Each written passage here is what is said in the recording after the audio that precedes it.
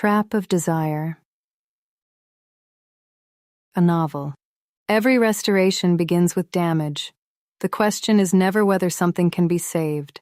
The question is what it becomes in the saving.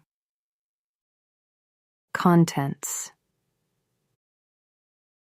Chapter 1. Things left in the wrong places. Chapter 2. The letter writer. Chapter 3. The books. He left. Chapter 4. The Wednesday problem. Chapter 5. What Margot knows. Chapter 6. The ghost who reads. Chapter 7. The second file. Chapter 8. The uncollected painting. Chapter 9. Why the anthology. Chapter 10. The thing that is named. Part 1. The anthology. Chapter 1. Things left in the wrong places. Luna. The Caravaggio arrived on a Tuesday in November, wrapped in brown paper and the particular sadness of things that have been underwater. Luna unwrapped it slowly, the way she unwrapped everything, with the patience of someone who has learned that rushing is how you cause the second damage. The anthology was a 19th century volume, 2 inches thick, its cover warped beyond saving, but its pages, miraculously, mostly intact. Someone had left it near a burst pipe. Someone else had thought to bring it to her. She set it on the examination table under the cold white light and pulled on her gloves. The anthology was titled The Masters of Shadow, Caravaggio and His Circle, published in Rome in 1887, and it smelled the way all damaged books smell, like time and water and the particular grief of something that was built to last and almost didn't. She opened it carefully, millimeter by millimeter, at the first page. Judith beheading Holofernes looked back at her. She had always found this painting misunderstood. Everyone focused on the sword, on the blood, on the fact of what was happening. Luna focused on Judith's face, the composed, almost domestic expression of a woman completing a difficult but necessary task. Not triumphant, not horrified, simply present, in the way that only people doing very important things are fully present. She began working her way through the pages, assessing damage, noting what could be saved and what couldn't. It was methodical work, quiet work, the kind she did best, alone with the radio off, and the city outside reduced to a low murmur. She was on page 247, a footnote about the use of lead white in the Baroque period, which she had always found surprisingly moving, the idea that the light in those paintings was made of something so heavy when she found them. 43 pages. Handwritten. Tucked between the footnote and the next full plate. Folded twice, slightly damp at the edges but legible. Someone had used them as a bookmark, or perhaps as a hiding place. She couldn't yet tell which. She set down her tools. She picked up the pages. She read the first line standing up, gloves still on.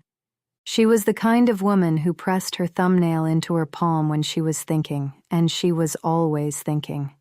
And I spent a considerable amount of time watching her do this before I understood that it was not a nervous habit, but a private language, a signal she sent to herself that meant, pay attention, something is happening here that matters. Luna stopped. She read the sentence again. Then she sat down, which she almost never did in the middle of a restoration, and kept reading. By page 12, she had taken her gloves off. This was against protocol. She knew it was against protocol. Her hands were too warm for the paper. Her oils could damage it. She was treating handwritten manuscript pages, someone's actual manuscript pages, like a novel she had picked up at an airport. She took her gloves off anyway. By page 30, she had forgotten the Caravaggio entirely. The manuscript had no title, no author's name, no date, no location, no dedication. It was a story, a novel, or the beginning of one, about a woman who restored damaged paintings for a living and had developed, over the course of her career, the professional habit of seeing everything as restorable. People, relationships, cities, the idea of the future. Everything could be brought back to something in her hands. Everything had its original state waiting underneath the damage, patient and recoverable, needing only the right solvent and enough time. The woman in the story was not Luna. She was small where Luna was not, frightened where Luna was rarely frightened, prone to decisions that Luna would not have made. She lived in a different city. She worked on different paintings. She had a cat which Luna did not. But the way she was written, the specific interior texture of her, the way she experienced a room, the way she noticed things in the order in which she noticed them, the way she constructed meaning from accumulation rather than revelation, felt to Luna like reading something that had been surgically removed from inside her chest and placed, still warm, on the examination table. She sat with that feeling for a while. It was not comfortable. She was not sure it was meant to be. The studio was dark by the time she finished. She hadn't noticed the light going. This happened sometimes when she was deep in a restoration. The day assembled itself around her without her participation, and then the city outside changed its frequency from afternoon to evening, and she looked up and hours had passed that she couldn't account for. But she had never lost hours to someone else's manuscript before. She had never lost hours to anything that wasn't her own work. She set the pages down on the examination table beside the Caravaggio anthology from which they had come. She looked at them for a long time. Then she put them back inside the anthology, between the footnote about lead white and the next full plate, folded twice, exactly as she had found them. She turned off the lights. She locked the studio. She walked home through the November city, which was cold and blue and full of people who had places to be. She pressed her thumbnail into her palm the whole way. She came back for them the next morning. She had told herself walking home that she would not. She had told herself that the pages belonged to someone else, that she had no right to them, that the correct and professional thing to do was to note their presence in her restoration log and attempt to locate their owner through the usual channels. She had told herself this clearly and at length in the voice she used for self-instruction, which was not dissimilar to the voice she used when training new assistants. Calm, reasonable, leaving no room for negotiation. She was at the studio door by 7:45. The pages were where she had left them. She took them out again and set them on her work table in the morning light and read them for the second time. This time she read more slowly. This time she made notes in the small notebook she kept for restoration observations, which she had never used for anything other than restoration observations. The notes looked like this: lead white, heaviness creating the illusion of light. Is that what this is doing? Using the weight of the interiority to make the reader feel the character is somehow luminous? Page 12.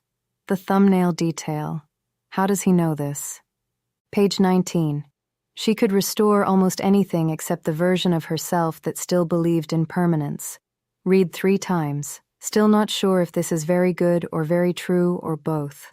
Page 31. I think I know who this woman is. I'm not certain I'm comfortable with this. She closed the notebook. She put the pages back in the anthology.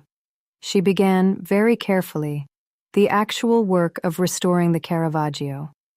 She found him 3 weeks later. It was not difficult. The anthology had come to her through the archive's donation system, which meant there was a donor on record. 1 phone call, an explanation about the manuscript pages. Incomplete, truthful, and a name. She looked the name up. A photograph appeared. A man in his early 30s, dark, lean, photographed at a literary event he appeared to be tolerating with the particular discipline of someone who attends these things as a professional obligation rather than a pleasure. He was looking slightly to the left of the camera, not distracted, deliberate, as if there was something more interesting than the photographer just outside the frame. She recognized the gesture before she understood why. Then she understood why. The woman in the manuscript. The way she looked at things, slightly past them, always registering what was just outside the obvious view. She had read it as a character trait, a quirk, a way of moving through the world. She had not read it as autobiography. She looked at his photograph for a long time. Then she opened her notebook to a fresh page and wrote, "His name is Leonard," and underneath, after a pause, he wrote a woman who presses her thumbnail into her palm when she's thinking. He has never met me. Explain that. She could not explain that. She looked at the Caravaggio anthology on her restoration shelf, pages fully dried now, cover stabilized, ready for its owner to collect. She looked at the 43 pages inside it. She wrote one more line in her notebook. The pages are staying. She went to one of his readings the following week. She told herself this was reasonable. She told herself this was, in fact, the responsible thing to do, to understand who she was dealing with before she made contact, to gather context. This was how she approached every restoration: research first, intervention second. The reading was in a small bookshop in the older part of the city. 20, perhaps 25 people. She stood at the back, coat still on, arms folded, the posture of someone who might leave at any moment. She did not leave. His published work was nothing like the 43 pages. His novels, she had read one on the train over, half of another in the bookshop before the reading began, were controlled, architectural, psychologically precise. They were very good. She could see the craftsmanship in them the way she could see craftsmanship in a painting, not the emotion of the thing, but the decisions behind it, the choices made and unmade, the places where the artist had pushed and the places where they had held back. He read from the most recent one. His voice was low, unhurried, assuming attention rather than requesting it. He made no performance of the prose. He simply delivered it, the way you deliver something you trust. Afterward there was wine. She didn't take a glass. She watched him sign books, patient, brief, accurate with names, and felt with a clarity that she found professionally inconvenient that she had been right about him before she had any right to be right about anything. She left before the signing ended. She went back to her studio. She stood in front of the Caravaggio anthology for a very long time. Then she took out the 43 pages and read them for the third time, this time knowing what his voice sounded like, and found that this changed everything and nothing and that she was going to have to write him a letter. She wrote it on the heavy cream paper she used for restoration documentation, formal, precise, the upper left corner carrying only her name and the studio address. She wrote 3 drafts. The first was too much. The second was not enough. The third was this. I found something that belongs to you. Or perhaps it doesn't belong to you at all. That's one of the things I'd like to discuss. I work with damaged things for a living. I know what it looks like when someone has tried to hide something by leaving it in plain sight. The anthology is in good hands, so I suspect are the pages. If you want them back, you know where to find me. She signed it with her first name only. She sealed it. She mailed it on a Thursday morning on her way to the studio. She did not expect a reply. She did not know then what she had started. She didn't know about Sophia or James or the house Alejandro had not been back to in 11 years. She didn't know that Esmeralda had selected this specific anthology from a collection of 400 donated books, or that Margot had known her name for 2 years before she knew Margot's. She didn't know that what she was about to begin would outlast the restoration of the Caravaggio by years, would outlast several of her certainties, would become the most important ongoing work of her life in ways she could not have predicted and would not have chosen and would not in the end undo. She knew only this. There were 43 pages in a Caravaggio anthology on her shelf. A man named Leonard had written them. He had written a woman who pressed her thumbnail into her palm when she was thinking.